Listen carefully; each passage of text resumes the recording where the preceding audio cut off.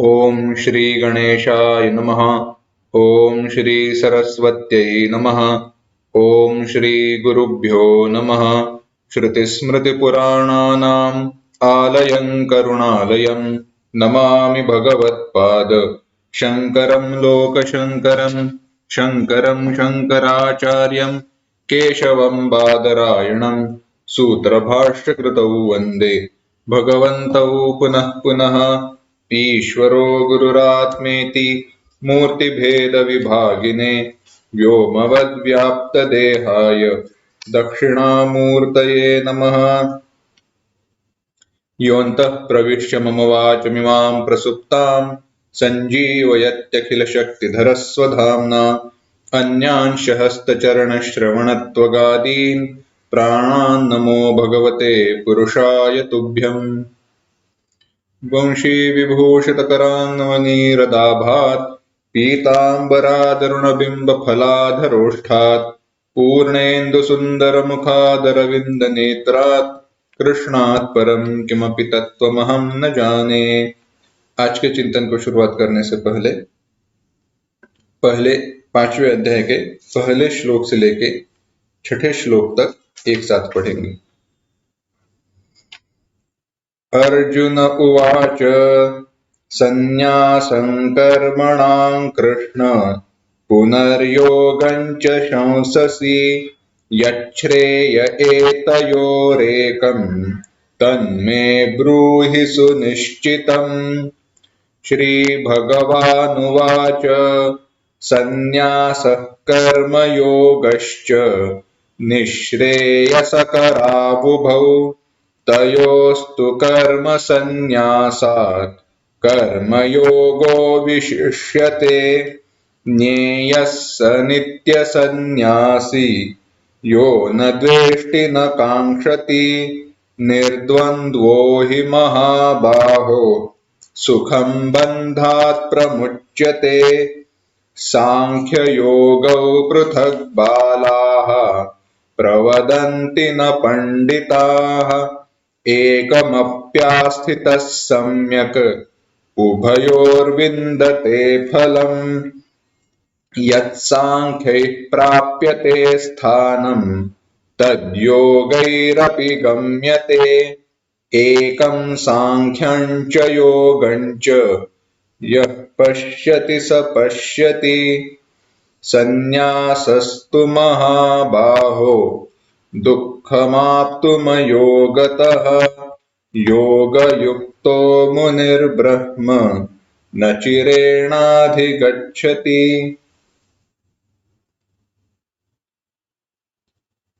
हमने चौथे श्लोक तक देखा था, सही है ना? या 6ठे श्लोक तक? मोदी जी हो गया है ना? हाँ, बराबर।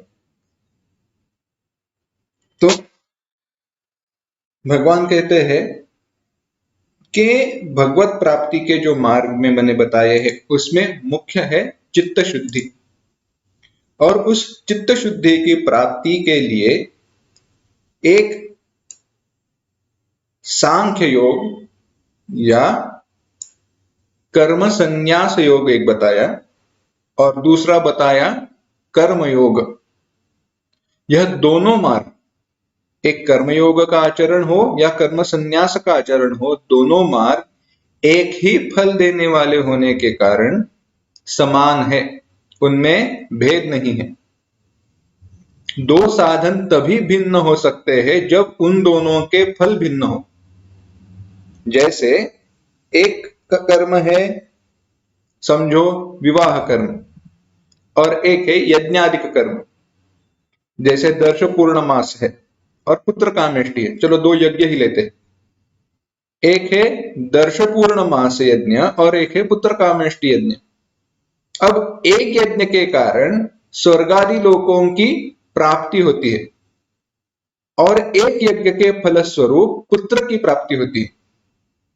इसीलिए दोनों जो साधन है, दोनों कर्म ही है, पर दोनों भिन्न है। इसी प्रकार से अगर आप देखो तो क्या कर्म संन्यास और कर्म योग, कर्म संन्यास योग या सांख्य योग और कर्मयोग, क्या ये दोनों भिन्न हैं? तो उनकी प्रणाली, उनकी प्रक्रिया भिन्न हो सकती है, पर वह तत्वतः, वस्तुतः भिन्न नहीं है। क्यों? भगवान उत्तर देते हैं, क्योंकि उन दोनों का फल एक ही है। यत् सांख्ये प्राप्यते स्थानम तद योगैरपि गम्यते। जो सांख्यों के द्वारा, जो सांख्य योग का आचरण करने वाले अर्थात ज्ञान निष्ठा युक्त सन्यासियों द्वारा जो मोक्ष नामक स्थान प्राप्त होता है, भगवत प्राप्ति का स्थान प्राप्त किया जाता है, वही कर्मयोगियों द्वारा भी प्राप्त किया जाता है। इसीलिए उन दोनों में भेद नहीं है। तो अब ऐसे अगर बताया गया है तो उस ज्ञान प्राप्ति के, भगवत प्राप्ति के उपाय क्या है? भगवान चिंतन करते हैं। 7वां श्लोक, योग युक्तो विशुद्धात्मा विजितात्मा जितेन्द्रियः सर्वभूतात्म भूतात्मा कुर्वन्नपि न लिप्यते। भगवान कहते हैं एक साथ, योग युक्तो विशुद्धात्मा विजितात्मा जितेन्द्रियः सर्वभूतात्म भूतात्मा कुर्वन्नपि न लिप्यते।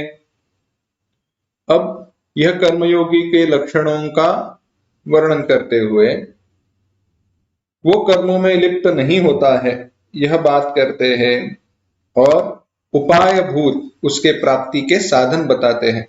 भगवान कहते हैं विशुद्धात्मा। विशुद्धात्मा माने जिसका अंतःकरण शुद्ध है। किसके कारण? योग युक्ता, योग युक्त होने के कारण जिसका अंतःकरण शुद्ध है। विजित आत्मा, आत्मा यहां पे मन इस अर्थ में है, जिसने अपने मन को अपने काबू में, अपने वश में कर लिया हो, वह जितेंद्रिय, जिसने अपने इंद्रियों पर विजय पाई हो। इतना ही नहीं, सर्वभूतात्म भूतात्मा,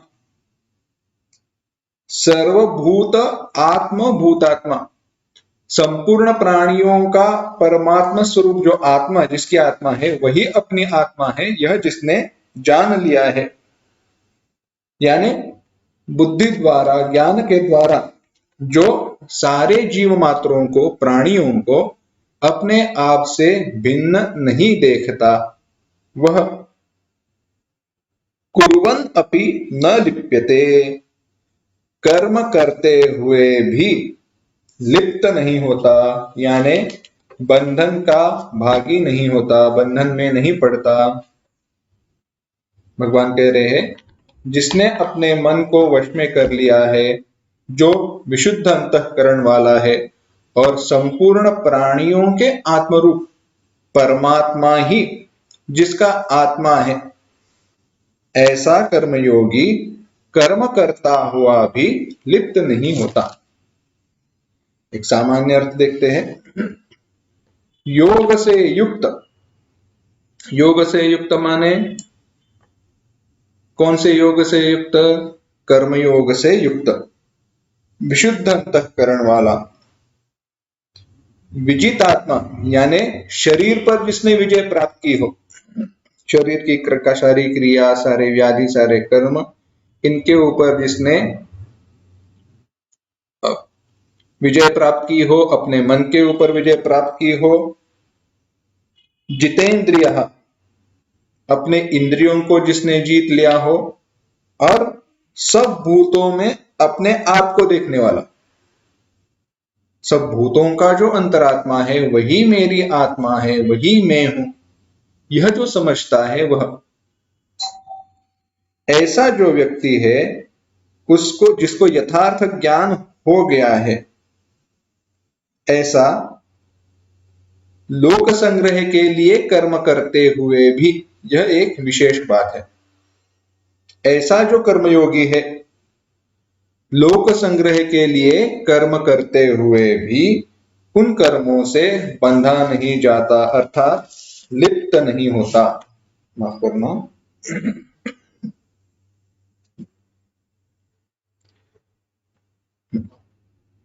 क्या कहते हैं, देखो, अब बात ऐसी है कि यह ज्ञान प्राप्ति के उपाय रूप साधन जो बताए गए हैं, वह सिद्धों के, सिद्धस्य सिद्धानि साधक से साधनानि, सिद्धों के जो लक्षण है वह साधकों के साधन है।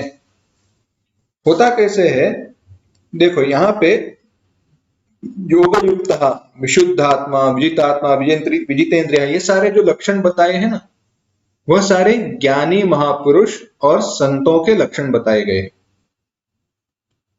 क्योंकि ऐसे है, अपने मन में जिसने अपने मन को अपने वश में कर लिया है, जिसने अपने इंद्रियों पर विजय पाई है, और जो विशुद्ध अंतःकरण वाला है, वह ज्ञानी ही हो सकता है।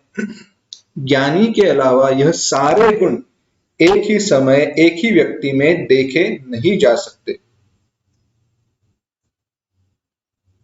क्यों नहीं देखे जा सकते? बात आसान है, क्योंकि उसके हृदय में मल विक्षेप आदि दोष रहते हैं। कैसे है, मन अगर हमारे वश में न हो, अगर मन हमारे वश में न हो तो इंद्रियां हर समय विषयों के प्रति जानने ही वाली है। मन का वह स्वभाव है क्या, कि विषयों की तरफ दौड़ना, इंद्रियों का वह स्वभाव है। कठोपनिषद कहता है, परांच खानी व्यतृणत स्वयं भू तस्मात् परांग पश्यति नान्तरात्मन। परांच खानी, खानी माने इंद्रियां, परांची वह बहिर्मुख बनाई है। क्यों? क्योंकि विषय बाहर है, इंद्रियों की रचना विषयों की उपभोग के लिए की गई है, और इसी के कारण व्यतृणत, उन इंद्रियों का हनन, उन इंद्रियों का घात किया है। पर कोई एक ऐसा धीर व्यक्ति होता है जो अंतरात्मन पश्यति, वह विषय से परांगमुख होकर, विषयों से अपने मन को, अपने इंद्रियों को खींचकर हृदय में स्थित परमात्मा की तरफ उनको प्रवृत्त कर देता है। ऐसे करने के लिए बहुत सामर्थ्य, वैराग्य इत्यादि आवश्यक है। पर हमारी प्रवृत्ति यह क्यों नहीं होती? आसान सी बात है, क्योंकि हमारे हृदय में राग, द्वेष आदि मल रहते हैं। यह राग, द्वेष आदि मल होने के कारण हम हमारे साधना में आगे बढ़ नहीं सकते। एक सामान्य विचार बताते हैं, तो मन इंद्रिया जब तक भली माती वश में नहीं होती है, तब तक अंतःकरण शुद्ध होता नहीं है, और तब तक हमें कर्म का आचरण करते रहना चाहिए। अब होता ऐसे है, कर्मयोग का आचरण करना चाहिए। अब यहाँ पे एक विशेष विचार है, थोड़ा विस्तार करते हैं, देखना। होता कैसे है, हमारे संपूर्ण, हमने इसका विचार पूरा किया है, फिर से एक बार करते हैं। हमारे शास्त्रकर्ताओं ने एक विशेष विचार बताया। क्या कहा? कि तुम्हें कर्म करना चाहिए। कर्म कौन से कर्म करो? यज्ञ हो, पूजा हो, यह सारे। क्यों? क्योंकि यह कर्म करते हुए कुछ निर्बंध बताए गए हैं, ऐसे करना चाहिए, ऐसे नहीं करना चाहिए। इनके कारण हमारी जो एक पशुवत प्रवृत्ति है, हीन कर्म करने के तरफ प्रवृत्ति है, वह घट जाती है। यह एक मनुष्य की विशेषता है। मनुष्य के पास एक विवेक, एक ज्ञान, एक बुद्धि, इसका जो एक विकास हुआ है, इसके कारण मनुष्य एक कोई विशेष विचार या कोई विशेष निर्णय लेने में समर्थ है। अगर वैसा निर्णय वह ले तो वह मनुष्य रहता है, अगर ना ले तो वह पशुवत हो जाता है। हमारे गुरुजी एक बहुत सुंदर सुंदर उदाहरण बताया करते थे। वह कहते थे मनुष्य कैसा है, उदाहरण देते हुए वो कहते थे दो बैल है, समझो दो बैल है, वह खाना खाने के लिए या उनके सामने घास खाने के लिए डाल दिया गया। दो बैल है, उनके सामने घास डाल दिया गया, तो उसमें जो तगड़ा, जो नौजवान, जो हट्टा कट्टा बैल है वह ज्यादा घास खाएगा और दूसरे बैल को वह ज्यादा खाने नहीं देगा। वह बैल ऐसे नहीं कहेगा क्या कि अरे मैं तो हट्टा कट्टा हूं, मेरे पास बहुत शक्ति है, मुझे अभी इतनी आवश्यकता नहीं है, तुम थोड़ा ज्यादा खाओ। वह यह नहीं कहता। पर मनुष्य यह कह सकता है, इसलिए मनुष्य पशु से श्रेष्ठ है। पर अगला उदाहरण देते हुए कहते हैं वही दोनों बैल समझो बाहर कहीं घास खाने के लिए गए हो, तो घास खाने के बाद वह जो भी बचा हुआ घास है वहीं पे छोड़कर वापस चले आते हैं। वे यह नहीं सोचते कि इनमें से थोड़ा और घास काट कर मैं घर पे ले जाऊंगा और वहां पे बैठकर खाऊंगा। मनुष्य की ऐसी प्रवृत्ति होने के कारण वह पशु से भी हीन हो जाता है।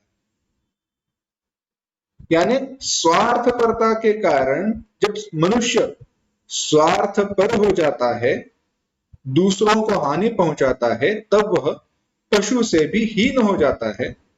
पर जब केवल दूसरों को दुख बिना पहुंचाए अपने स्वार्थ का विचार करता है तो वह एक सामान्य मनुष्य की तरह रह जाता है। या दूसरों का विचार करते हुए भी अपने स्वार्थ को वह पाना चाहता है तो सामान्य हो जाता है। पर अपने स्वार्थ का त्याग करते हुए जब कर्म करना शुरू कर देता है तब वह श्रेष्ठ हो जाता है। शास्त्रों ने इसी दृष्टि से कर्मों को बताया। कहा अच्छा तुम्हारी इच्छाएं है ना, तो इन इच्छाओं के ऊपर निर्बंध डाले गए, एक नियम बनाए गए कि इनके बाहर इन विषयों का तुम उपभोग ना करो। पकवान खाने हैं, अच्छा खाना खाना है, क्या करो, भगवान को भोग चढ़ाकर खाओ। कोई पूजा है, कोई यज्ञ आदि का कर्म है, उसी दिन बनाओ। आजकल तो हम मीठा वगैरह सब हर रोज बनाते हैं। वैसे देखा जाए तो हर रोज मीठा खाने पर या फिर ऐसे पकवान बनाने पर निर्बंध है शास्त्र में। ऐसे सब खाना कब बनाना चाहिए, जिस दिन उत्सव है, त्योहार है, उसी दिन ऐसा खाना बनाना चाहिए। तो निर्बंध बनाए गए। अब इसी कर्म के कारण, ऐसे कर्म बताए नहीं जाने के कारण जो हमारी हीन प्रवृत्ति है वह कम होते गए। क्योंकि शास्त्र ने कहा हीन प्रवृत्ति के कारण नरकादि लोकों में जाओगे, परंतु एक संयम रख कर तुम कर्म करो तो स्वर्गादि लोकों की प्राप्ति होगी। अब स्वर्गादि लोकों की प्राप्ति के लिए वह शुद्ध कर्म करने लगा, दूसरों को दुख पहुंचाए बिना कर्म करने लगा। पर यह काफी है नहीं, क्योंकि चाहे वह स्वर्ग में जाए या कहीं जाए वापस तो आना है।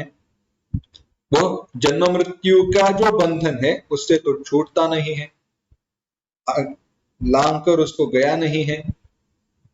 तो ऐसे होने पर जब इन सुखों का उपभोग जन्म जन्म को के साथ बहुत जन्म उसने यही चक्कर काटे हैं, तब कहीं ना कहीं सुनने के कारण कोई कहता है अरे कब तक ऐसे करते रहोगे, स्वर्गादि लोकों में जाकर फिर से पृथ्वी पर कब तक आते रहोगे। यही कहीं पे तो सुना जाता है और उसके मन में विचार आता है अगर यही मैं चक्कर जन्म जन्म से काटते आया हूं, स्वर्गादि लोकों में जाओ, पुण्यों के कारण जो भी मेरे द्वारा पाप कर्म हुए हैं उनके कारण नरकादि लोकों में जाओ, भिन्न भिन्न योनियों में जाओ, कभी पशु योनि में, कभी कीट आदि पतंग योनि में, इतने सारी योनियां हैं, इतने सारे जन्म है, प्राणी जन्म है, मनुष्य जन्म है, यह करते आया हूं। इसमें से कोई तो छूटने का मार्ग रहेगा, पर अब छूटने का मार्ग ढूंढना तो है, पर हुआ ऐसे है कर्म छूटता नहीं, है ना। उसके द्वारा कर्म छूटता नहीं और साथ ही साथ उसके द्वारा विषयों के उपभोग की इच्छा भी कम हुई नहीं है। तो शास्त्र ने कहा अरे इन विषयों का उपभोग तुम कर रहे हो, बात सही है, पर यह सारे नश्वर है, समाप्त होने वाले हैं। मैं तुम्हें ऐसी बात बताता हूं वह जो इससे श्रेष्ठ है। तो इसके लिए क्या करो? इसके लिए तुम कर्म करो, क्योंकि कर्म तो तुम्हारे द्वारा छूटने वाले हैं नहीं, पर कर्मों में फल की इच्छा और कर्म के फल की आसक्ति और कर्तृत्व भाव, इन दोनों को छोड़ दो। बंधन क्या है? जो कर्म है उसका बंधन किस कारण हो रहा है? दो वाक्यों में, केवल एक ही वाक्य के दो भाग करके संत ज्ञानेश्वर जी महाराज कहते हैं, कर्तृत्वाचा मधु आणि कर्मफळाचा आस्वादू। कर्तृत्वाचा मधु यानी मैंने कर्म किया यह अभिमान और कर्म फल का उपभोग, ये इन दोनों के कारण ही कर्म का बंधन निर्माण होता है। कर्म का अभिमान अहंकार निर्माण हो जाता है तो बंधन निर्माण हुआ, साथ ही साथ जब मैंने फल का उपभोग लिया तो फिर से वह फल मुझे मिले इसके लिए मन में आसक्ति निर्माण हुई, बंधन निर्माण हुआ। अब इसके लिए जब कर्मयोग का आचरण करना है तो कर्मयोग का आचरण करने के लिए क्या क्या आवश्यक बातें हैं? एक तो अहंकार जाना चाहिए। अहंकार जाना चाहिए। अगर अहंकार पूर्णतः जाना है तो मैं यह कर्म करने वाला जीव नहीं हूं, बल्कि परमात्मा आत्मा ब्रह्म हूं, यह जानना चाहिए। जो परमेश्वर, जो भगवान संपूर्ण प्राणियों के हृदय में आत्म रूप से स्थित है वही मैं हूं, यह जानना चाहिए। तब यह अहंकार समूल नष्ट हो सकता है। और इतना ही नहीं, आगे चलकर देखें तो कर्म फल के प्रति जो आसक्ति है वह जाने के लिए वैराग्य की आवश्यकता है,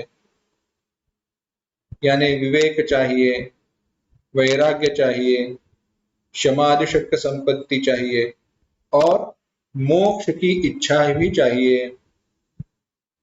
यह सब होने पर जब भगवत ज्ञान की प्राप्ति होती है तब वह व्यक्ति संपूर्णता से, जैसे इस श्लोक में कहा है, योग युक्त विशुद्धात्मा विजितात्मा विजितेंद्रिय, यह हो गया है, ऐसे हम समझ सकते हैं। और ऐसे व्यक्ति के बारे में भगवान कहते, भाष्यकार आदि शंकराचार्य जी कहते हैं, ऐसा जो व्यक्ति है वह कर्म करते हुए अब वह कर्मयोग कर रहा है, पर क्यों? लोक संग्रह के लिए कर रहा है। अब ऐसा व्यक्ति लोक संग्रह के लिए कर्म करते हुए भी उन कर्मों से लिप्त नहीं होता। यह कर्मयोगी कैसा है? ज्ञानी है।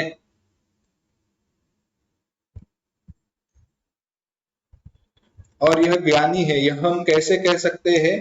क्योंकि जो विशेषण बताए गए, विशुद्धात्मा, विजितात्मा, जितेंद्रिय और सर्वभूतात्मा भूतात्मा,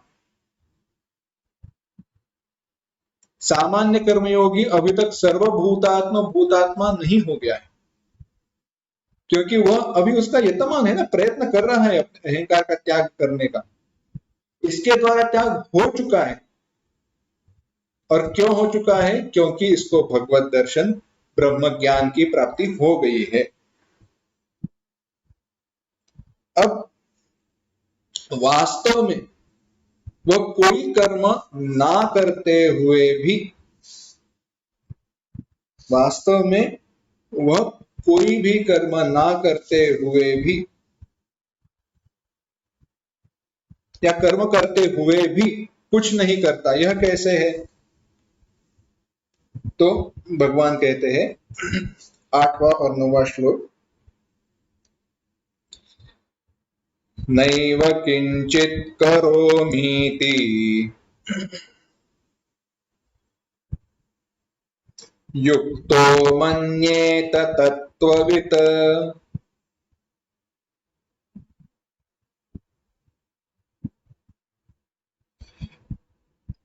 पश्यन् शृण्वन् स्पृशन् जिघ्रन्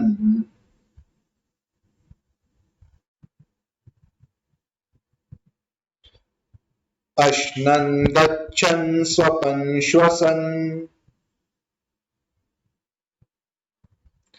प्रलपन् विसृजन् गृह्णन् उन्मिषन् निमिषन्नपि।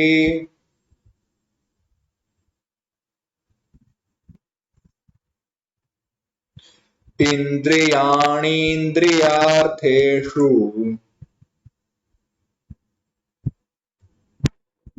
वर्तन्त इति धारयन्।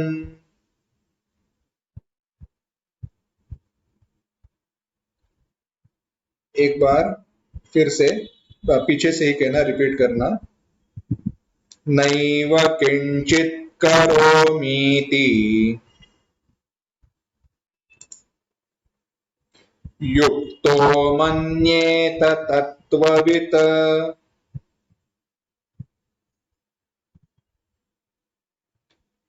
पश्यन् शृण्वन् स्पृशन् जिघ्रन्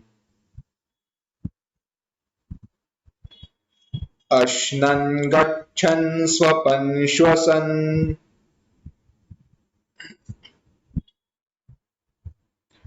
प्रलपन् विसृजन् गृह्णन् उन्मिषन् निमिषन्नपि। इन्द्रियाणीन्द्रियार्थेषु वर्तन्त इति धारयन्।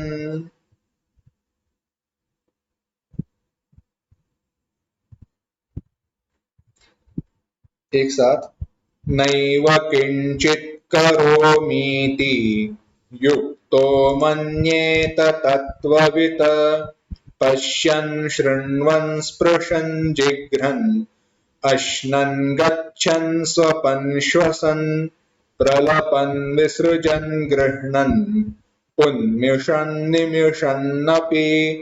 इन्द्रियाणीन्द्रियार्थेषु वर्तन्त इति धारयन्। अब इस श्लोक में भगवान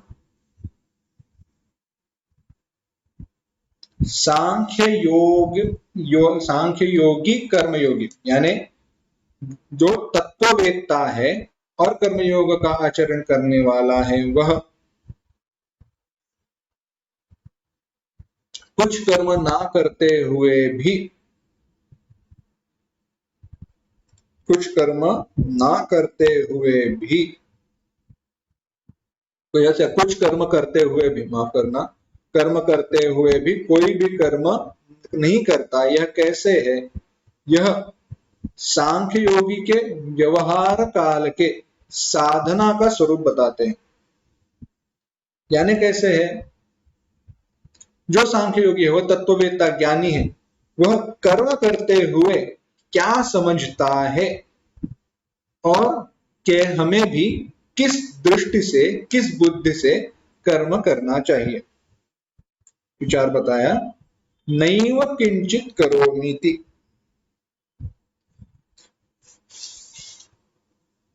या ऐसे देखना, हर एक कर्म देखते दूसरी और तीसरी ओर, लाइन। पश्यन देखते हुए, श्रवणन सुनते हुए, स्पृशन स्पर्श करते हुए, जिघ्रन सूंघते हुए, अश्नन भोजन करते हुए, गच्छन जाते हुए, स्वपन सोते हुए, श्वसन सांस लेते हुए, प्रलपन बोलते हुए, विसृजन त्याग करते हुए, गृहणन ग्रहण करते हुए, वैसे ही तथा उन्मिषण आंख खोलते हुए, निमिषण आंख मूंदते हुए, इंद्रियाणि इंद्रियार्थेषु वर्तन्ते, सारी इंद्रिया अपने विषयों के बारे में बरतती रहती है। इंद्रिया इंद्रियों के अर्थ यानी विषयों के लिए वर्तन कर रही है, ऐसा निस्संदेह समझकर मैं कुछ भी नहीं कर रहा हूं, यह समझने वाला जो सांख्य योगी तत्ववेत्ता है वह यह है। क्या कहते हैं? तत्व को जानने वाला जो सांख्य योगी है वह क्या कहता है? मैं कुछ भी नहीं कर रहा हूं। और यह कब कहता है? सारी क्रियाएं सारे कर्म करते हुए वह यह जानता है, यह समझते रहता है कि सारे कर्म सारी क्रियाएं इंद्रियाणि इंद्रियार्थेषु वर्तन्त इति धारयन्, इंद्रिया इंद्रियों के अर्थ उनके विषयों के लिए विषयों के प्रति जा रही है। अब आत्मा के यथार्थ स्वरूप का नाम तत्व है। आत्मा की यथार्थ स्वरूप का ज्ञान तत्व है, और उसको जानने वाला कौन है? तो तत्वदर्शी परमार्थदर्शी है। अब आत्मा के स्वरूप को जानने वाला माने क्या? क्योंकि बचपन में तो आत्मा माने भूत प्रेत आत्मा ऐसे ही शब्द सुने हैं।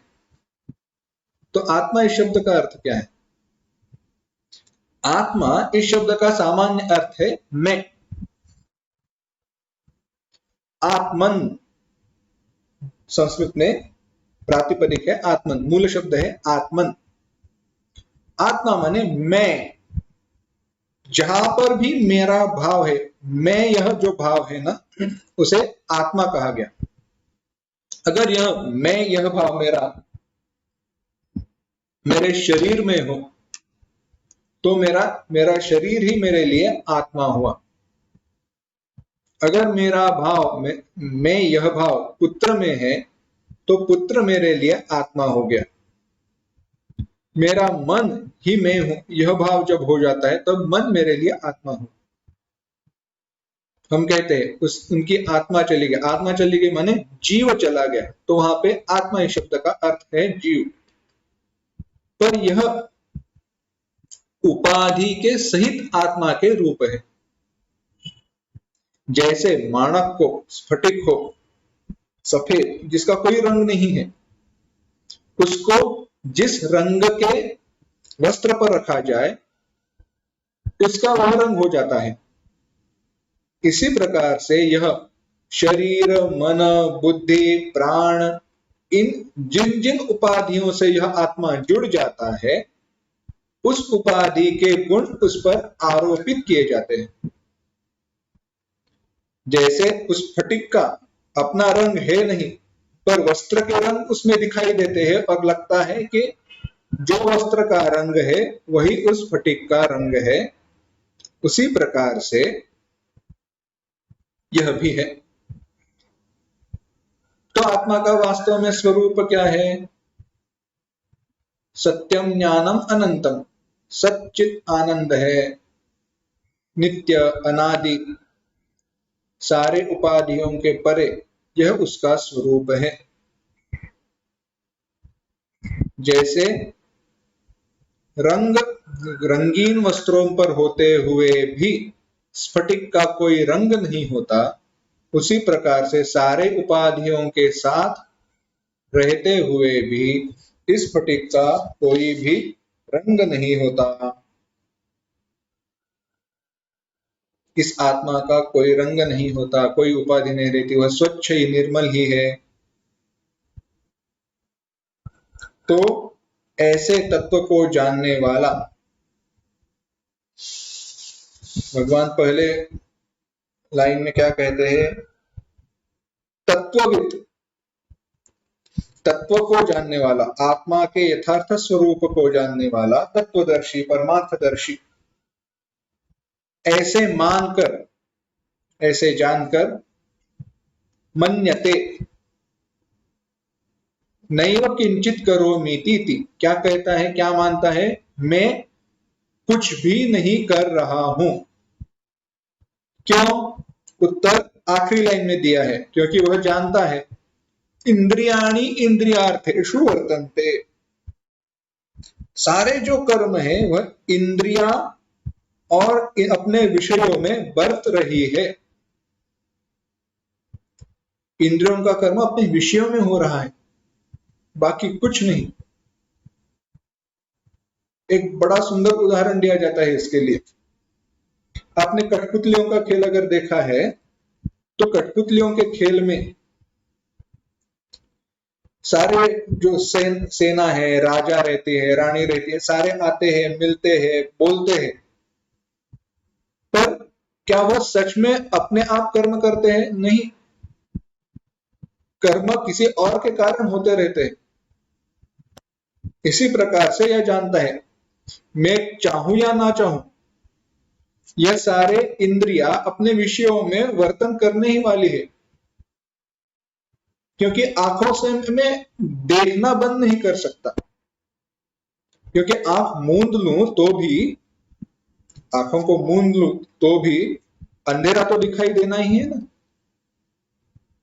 कानों को बंद कर दूं तो भी अंदर की एक तो आवाज आती है, अगर आप कान बंद करके देखो तो कुछ ना कुछ आवाज सुनाई देती है।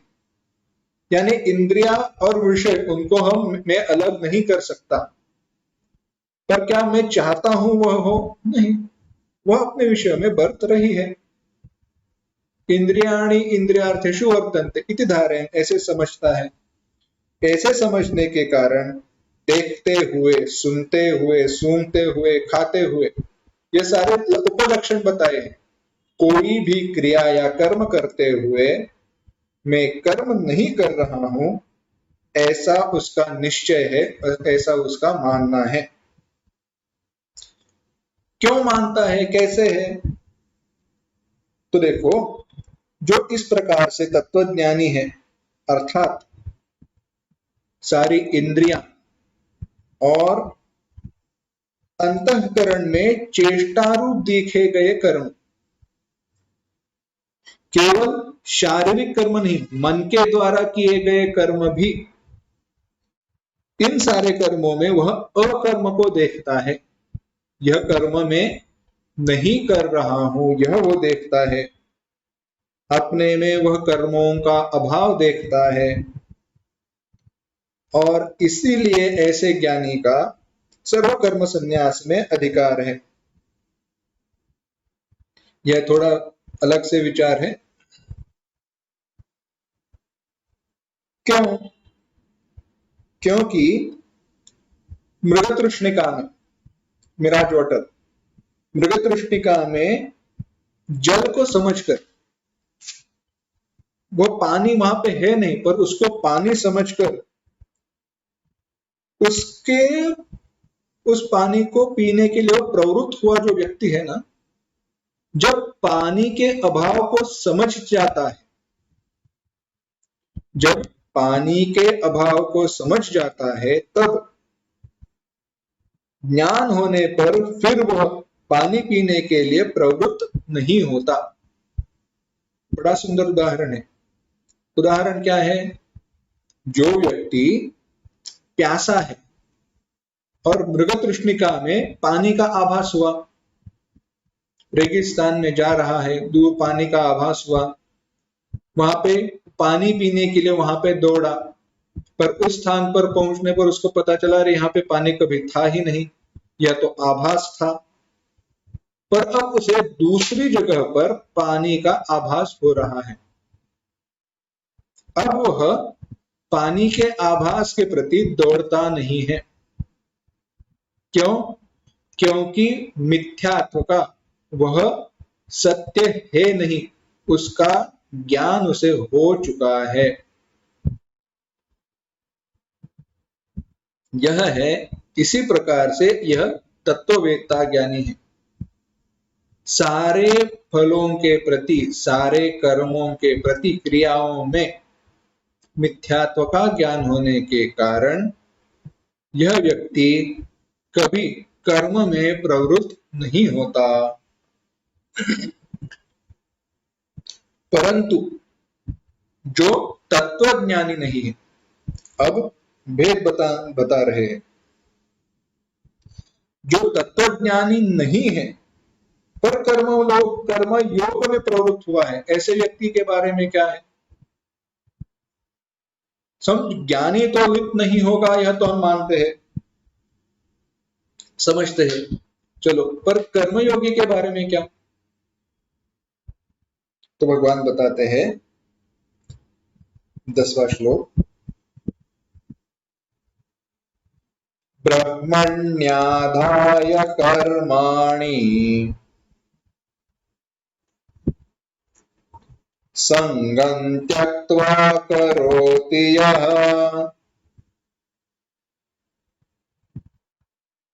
लिप्यते न स पापेन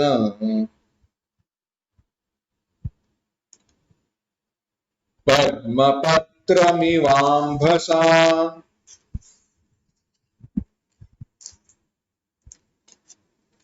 ब्रह्मण्याधाय कर्माणि संगं त्यक्त्वा करोति यः लिप्यते न स पापेन पद्मपत्रमिवाम्भसा। अब होता कैसे है? अब कर्मयोगी के बारे में भगवान बता रहे हैं। ब्रह्मणि आधाय सर्कर्माणि, ब्रह्मणि ब्रह्म में या सगुण ब्रह्म परमात्मा में, कर्माणि आधाय कर्मों को अर्पण करते हुए, कर्मों को अर्पण करते हुए या अर्पण करके संगम त्यक्त्वा, संग का त्याग करके, यह जो कर्म करोति, कर्म करता है, सह वह पुरुष अंबसा पद्मेन इव, अंबसा पद्मपत्रम इव पापेन न लिप्यते। अंबसा यानी पानी के द्वारा, पद्मपत्रम इव जैसे कमल का पत्ता लिप्त नहीं होता, उसी प्रकार से यह पाप के द्वारा लिप्त नहीं होता। भगवान कहते हैं, जो व्यक्ति केवल कर्मयोग का आचरण करने वाला, जो पुरुष सारे कर्मों को परमात्मा में, ब्रह्म में अर्पण करके और आसक्ति को त्याग कर कर्म करता है, वह पुरुष जल से जैसे कमल का पत्ता लिप्त नहीं होता, उसी के भांति पाप से लिप्त नहीं होता। पहले दो जो दृष्टांत है उनमें भेद देखते हैं। तत्वज्ञानी के बारे में भाष्यकार ने, आदि शंकराचार्य जी ने उदाहरण दिया मृगतृष्णिका का। अब मृगतृष्णिका और अनुभव, चलो एक दूसरा दृष्टांत देखते हैं तो बात समझ में आएगी। समझो आप रात को सो गए हो और नींद में आपने देखा कि आप जंगल में से जा रहे हो, वन में से चलते जा रहे हो और अचानक से आपके सामने शेर आया। अब शेर आने पर आप दौड़ने लगे, क्योंकि शेर से बचना है। दौड़ने लगे पर आप कुछ ज्यादा दौड़ नहीं पाए, शेर ने छलांग लगाई, आपको पकड़ लिया, दबोच लिया और आप जाग गए। अब बताओ, वह शेर क्या अब जागने पर आपको खा सकता है? नहीं खा सकता। क्यों? क्योंकि वह शेर स्वप्न अवस्था में है और आप जागृत अवस्था में हैं। इसको सत्ता, वेदांत में इसको सत्ता नाम दिया गया है। भिन्न भिन्न सत्ताएं होती है। एक है प्रातिभासिक सत्ता, एक है व्यावहारिक सत्ता और एक है पारमार्थिक सत्ता। अब हमारा जो व्यवहार चल रहा है, मैं बोल रहा हूं, आप सुन रहे हो, वह सारी व्यावहारिक सत्ता है। जब केवल ब्रह्म और ब्रह्म ही रहता है, ब्रह्म के अलावा किसी भी वस्तु का मुझे अनुभव नहीं होता, वह पारमार्थिक सत्ता हुई। और जो यह मृग तृष्णिका या सपने में देखे हुए वस्तुएं या जो सारे आभास है, वह हुए प्रातिभासिक आभास रूप सत्ताएं। और एक नियम है, भिन्न सत्ता, भिन्न भिन्न सत्ताओं में रहने वाली वस्तुओं का एक दूसरे से संबंध कभी नहीं आता। मैंने सपने में मुझे किसी ने 1 लाख रुपए दिए, तो इन उन 1 लाख रुपयों का व्यवहार में मुझे कोई फायदा नहीं है। आपस में समसत्ता जिनकी, लखी साधक बाधकता तिनकी। जिनके आपस में समान सत्ता है, उन्हीं में साधक बाधकता हो सकती है, एक दूसरे के ऊपर परिणाम हो सकता है। जैसे दूसरा उदाहरण देखते हैं। आपने एक सांप को देखा, आप डर गए, चिल्लाने लगे सांप सांप सांप। तो किसी ने टॉर्च चलाया और देखा तो वहां पे रस्सी पड़ी हुई है। क्या वो जो सांप आपको दिख रहा था, क्या वह आपको काट सकता था? या उसके काटने पर क्या आपको कोई जख्म हो सकती थी? नहीं, क्योंकि उस सांप की सत्ता और आपकी सत्ता भिन्न है ना? सांप की सत्ता कौन सी है? प्रातिभासिक है और आपकी सत्ता व्यावहारिक है। जब भाष्यकार जी ने मृग तृष्णिका का उदाहरण दिया था, क्या कहा? जैसे मृग तृष्णिका को, उस पानी को आभासमान समझने पर, उसकी भासमानता का ज्ञान होने पर वह मनुष्य उसके प्रति जैसे प्रवृत्त नहीं होता, यानी कर्मों के आभासमानता का, प्रातिभासिकता का, मिथ्यात्व का इस व्यक्ति को ज्ञान हुआ है।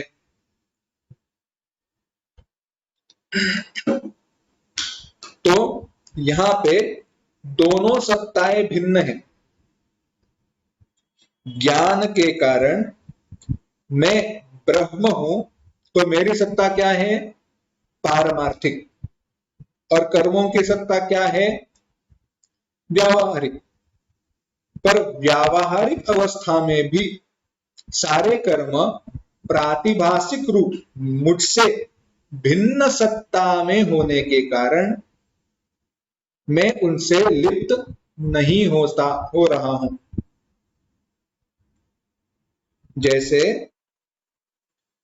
अभी वो मिथ्या सर्प है, उसके कारण मुझे, मेरे लिए कोई भी भय संभव नहीं होता। यह विश्वास है, वह ज्ञान है। तो यह उदाहरण हुआ भिन्न सत्ता में। ज्ञान के कारण ज्ञानी क्या समझता है? सारे कर्म है भिन्न सत्ता में और मेरी सत्ता भिन्न है, इसलिए कर्मों से मुझ पर कोई भी असर या परिणाम नहीं हो सकता कर्मों का। तो विचार है भिन्न सत्ता का। पर दूसरे उदाहरण में इस श्लोक में जो कहा गया पद्म पत्र मिवाम्भसा, कर्मयोगी के लिए, कैसा कर्मयोगी? जो तत्ववेत्ता नहीं है उसके लिए। भगवान उदाहरण किसका देते हैं? पद्म पत्र मिवाम्भसा। अब बताओ, जो व्यक्ति है, या जो व्यक्ति नहीं, कमल का पत्ता है, पानी में है ना? और कमल का पत्ता और पानी, इन दोनों की सत्ता कैसी है? समान है या भिन्न है? समान है, एक ही अवस्था में है ना। क्या वो पानी कोई प्रातिभाषिक सत्ता में, कमल का पत्ता व्यावहारिक सत्ता में, ऐसे नहीं है। पर एक ही सत्ता में होते हुए भी कमल के पत्ते पर पानी चिपकता नहीं है, पानी रहता नहीं है। यानी कर्मों को व्यावहारिक सत्ता में ही देखते हुए भी, कर्मों को व्यावहारिक सत्ता में देखते हुए भी यह व्यक्ति उन कर्मों के द्वारा लिप्त नहीं होता। कैसे? देखो, ब्रह्मणि ईश्वरे आधाय निक्षिप्य तदर्थम करोमि। भाष्यकार कहते हैं, क्या कहते हैं? मैं जो कर्म कर रहा हूं स्वामी के लिए कर रहा हूं। किसके लिए कर रहा हूं? मेरे स्वामी के लिए मैं कर्म कर रहा हूं। मेरे स्वामी ईश्वर है, उनके लिए मैं कर्म कर रहा हूं। इस भाव से सारे कर्मों को, जब वह अपने कर्म ईश्वर को समर्पित कर देता है तो, और मोक्ष रूप फल तक की भी आसक्ति छोड़ देता है और उस आसक्ति को छोड़कर कर्म करता है, तब अहंकार नष्ट होने के कारण, सारे कर्मों के फल का और कर्तृत्व का त्याग करने के कारण, जो बंधन निर्माण करने वाले दो घटक है, जो दो चीजें हैं, वह ना होने के कारण कर्म करते हुए भी ऐसा कर्मयोगी कर्म के द्वारा कभी भी बांधा नहीं जाता। अब कर्मों का फल तो केवल अंतःकरण की शुद्धि मात्र है। अब भगवान आगे कहते हैं, ऐसे जो कर्मयोगी तत्वज्ञानी नहीं है, उसके द्वारा किए गए कर्मों का जो फल है वह अंतःकरण शुद्धि मात्र है और कुछ है नहीं। तो ये बताते हैं, कहते हैं, कायेन मनसा बुद्ध्या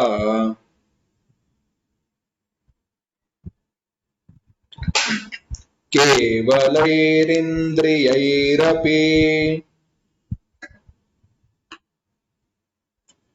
योगिनः कर्म कुर्वन्ति संगं त्यक्त्वात्मशुद्धये।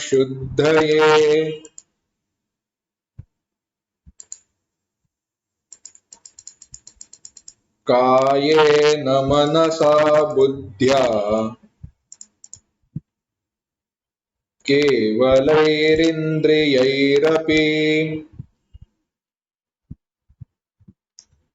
योगिनः कर्म कुर्वन्ति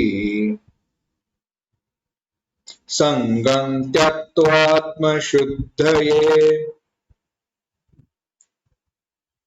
एक साथ, कायेन मनसा बुद्ध्या केवलैरिन्द्रियैरपि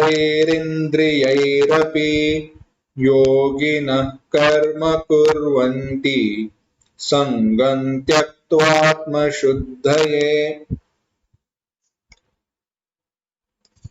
कायेन, कायेन शरीर के द्वारा, मनसा मन के द्वारा, बुद्ध्या बुद्धि के द्वारा, केवलैः इंद्रियैः अपि केवल इंद्रियों के द्वारा, संगम त्यक्त्वा, संगम त्यक्त्वा आसक्ति का त्याग करके, योगिनः कर्मयोगी आत्मशुद्धये कर्म कुर्वन्ति, चित्त शुद्धि के लिए कर्म करते हैं। कर्मयोगी क्या करते हैं? ममत्व बुद्धि रहित, केवल इंद्रिय, मन, बुद्धि और शरीर द्वारा भी आसक्ति को त्याग कर अंतःकरण की शुद्धि के लिए ही कर्म करते हैं। देखना, मैं सब कर्म ईश्वर के लिए ही कर रहा हूं, अपनी फल के लिए नहीं, यह इनका विचार है। इस भावना में ना ममत्व बुद्धि है, ना इंद्रियों से प्राप्त फल के प्रति, विषयों के प्रति आसक्ति है। और ऐसी आसक्ति को छोड़कर केवल आत्मशुद्धि के लिए, माने अंतःकरण के शुद्धि के लिए ही कर्म वह करते हैं। इसीलिए तुम भी अर्जुन कर्म करो। अब प्रश्न यह आता है कि ऐसे कर्मयोग का फल, कर्मयोग का फल केवल चित्त शुद्धि मात्र ही क्यों है? पर भगवान ने तो कहा था, जो सांख्य योगी है, यानी कर्म संन्यास योग का आचरण करने वाले हैं, उनको जो फल मिलता है वही फल कर्मयोगियों को भी मिलता है। यह कैसे है? तो सामान्य आसान सी बात है। समझो, एक जगह पर जाने के लिए जो रास्ता है, तो रास्ते के दो नाम हैं। कुछ हद तक जाने के लिए जो रास्ता है उसका नाम है, समझो, एमजी रोड, और उसके आगे का वही रास्ता जब आगे बढ़कर जाता है तो उसका नाम हो गया है एसवी रोड। यानी एक जगह से दूसरे जगह तक जाने के बीच में एक जो रास्ता है, एक कई जगह तक जो उसका क्रम है या अंतर है, उस अंतर को एक भिन्न नाम है, और वहां से आगे चलकर जाने वाला जो रास्ता है उसको भिन्न नाम है। तो आधा क्यों न जा रहा हो, वह रास्ता अंतिम गंतव्य स्थान तक ले जाने वाला है ना? है। ऐसे नहीं वो कोई दूसरे जगह पर लेकर जाएगा। उस रास्ते से जाओगे तो वही गंतव्य स्थान पर पहुंचने वाले हो जहां के लिए आप निकले हो।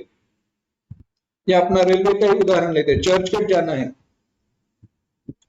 तो दादर तक जाने के बाद अगला रास्ता अगला भिन्न है।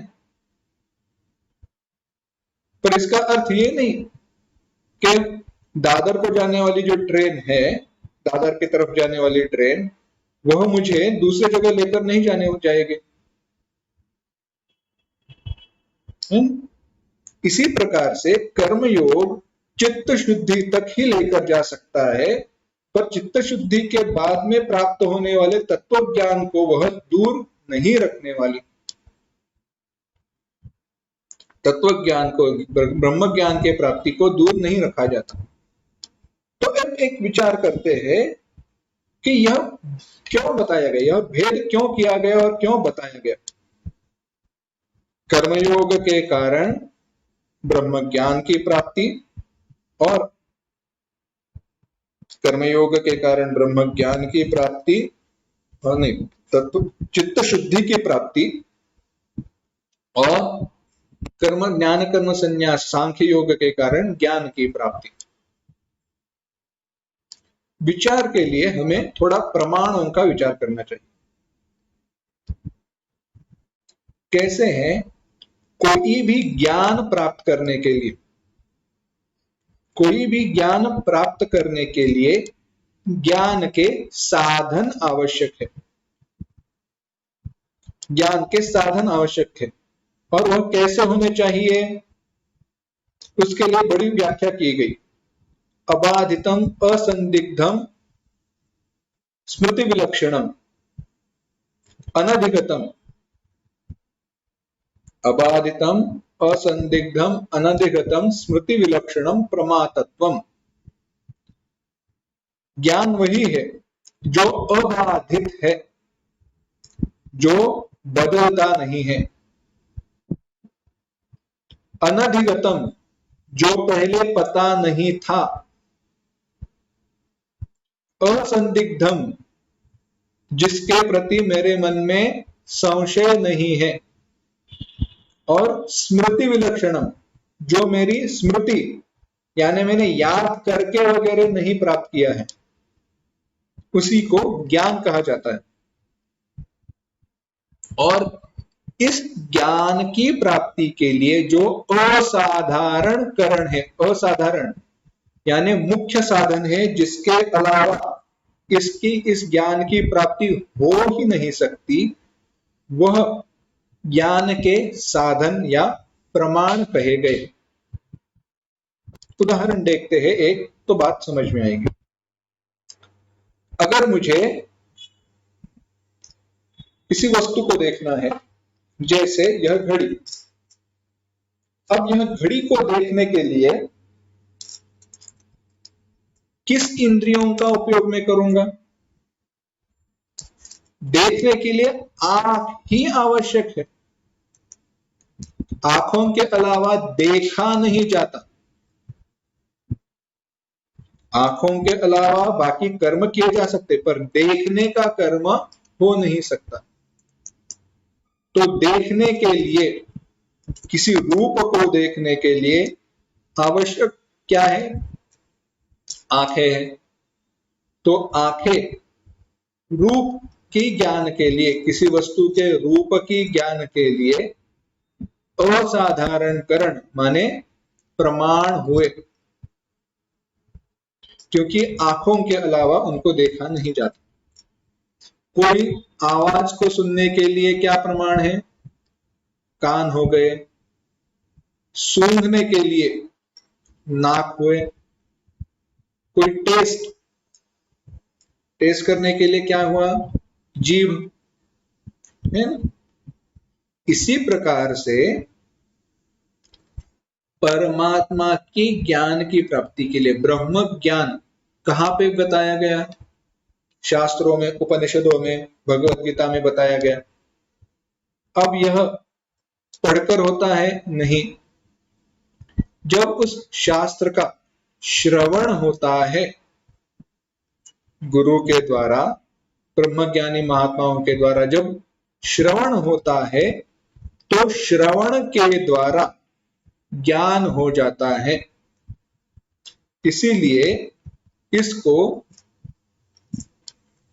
और श्रवण के द्वारा ज्ञान हुआ, पर ज्ञान देने वाले कौन है? यह ग्रंथ है।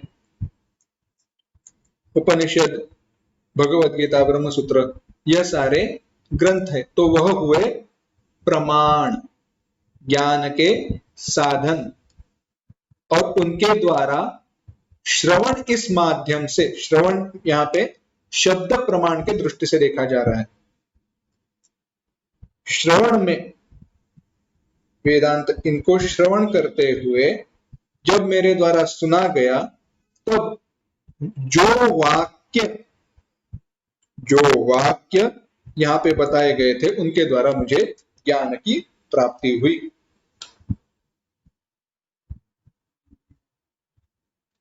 अब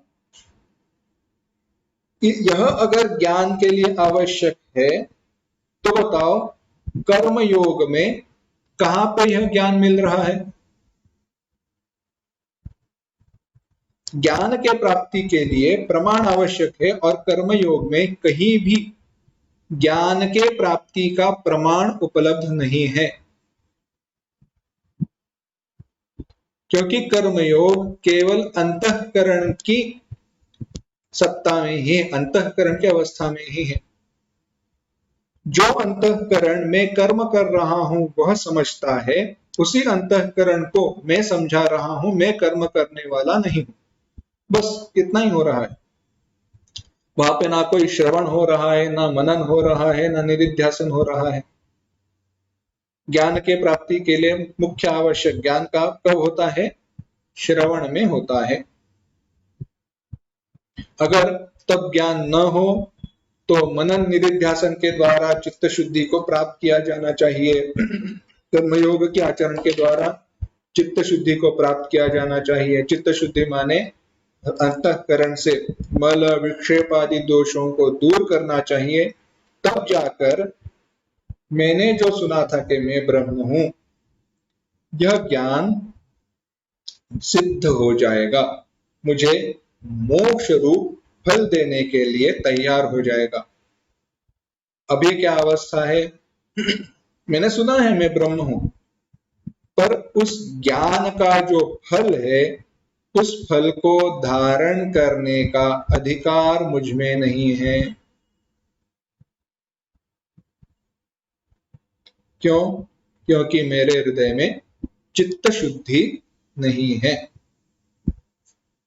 इसीलिए कर्मयोग के द्वारा केवल और केवल चित्त शुद्धि की प्राप्ति हो सकती है, वह ज्ञान का प्रमाण न होने के कारण।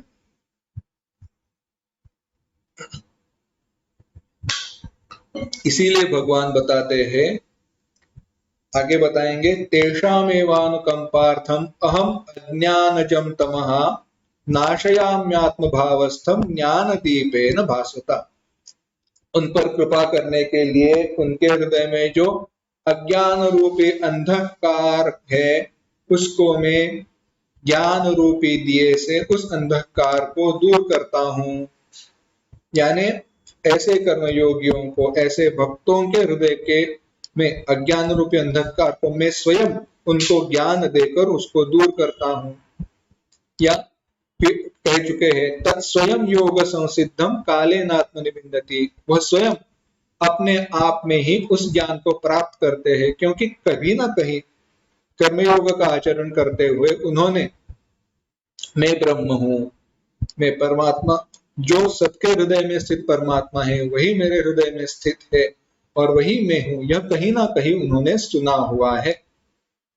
वह ज्ञान जो ढका हुआ था, वह चित्त शुद्धि के बाद प्रकट हो जाता है।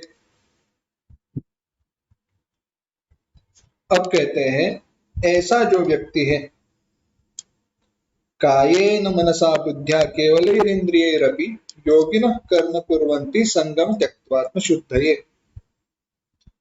ऐसा व्यक्ति अंतःकरण के शुद्धि के लिए ही कर्म करता है। अब इसी प्रकार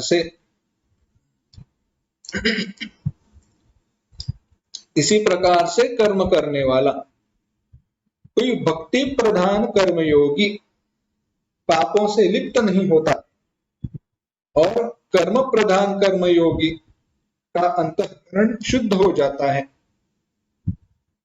यह सुनने पर एक बात की जिज्ञासा होती है, क्या कर्मयोग का अंतःकरण की शुद्धि इतना ही फल है या इसके अलावा भी कोई और फल है? या कर्म न करने से, सकाम भाव से शुभ कर्म करने में क्या हानि है? इसका स्पष्टीकरण भगवान अब देंगे, पर इसको समझने से पहले एक बात समझते हैं। एक न्याय बताया गया है, उसको कहते हैं संयोग वियोग न्याय। न्याय यानी कहावत कहते हैं ना हम, उस प्रकार से यानी एक सामान्य नियम जो सबने मान्य किया है और लागू है। जैसे आपको अगर मैं कहूं, या एक उदाहरण लेते, चलो अब तो चूल्हा तो हम जलाते नहीं है, पर अगर चूल्हे को जलाना है, कभी कभी उसके ऊपर राख धुएं के कारण वह मंद हो जाता है, तो क्या करते हैं, हम हवा फूंकते हैं, उसके कारण उसके ऊपर के जो राख वगैरह है वो दूर हो जाती है और वह फिर से तेजी से जलने लगता है। यानी आग तेजी से जले इसके लिए हमने क्या किया, फूंक मारी है। और अगर मोमबत्ती वगैरह है, उसको बुझाना है, तो हम क्या करते हैं, फूंक मारते हैं। यानी कर्म एक ही है, फूंक ही मारी है, पर एक जगह पर अग्नि बुझ गई, आग बुझ गई, और एक जगह पर आग तेजी से जलने लगी। इसी प्रकार से एक ही कर्म के कैसे किया जाता है, कब किया जाता है और किस प्रकार से किया जाता है, उसके अनुसार भिन्न भिन्न फल हो सकते हैं। वही कर्म है, कर्म एक ही है, पर अगर सकाम भाव से किया जाए तो वह बंधन निर्माण करता है, और निष्काम भाव से किया जाए तो वह बंधन से मुक्त कराने वाला होता है। इसका विस्तार, इसका चिंतन भगवान करेंगे, पर वह अगली बार करेंगे।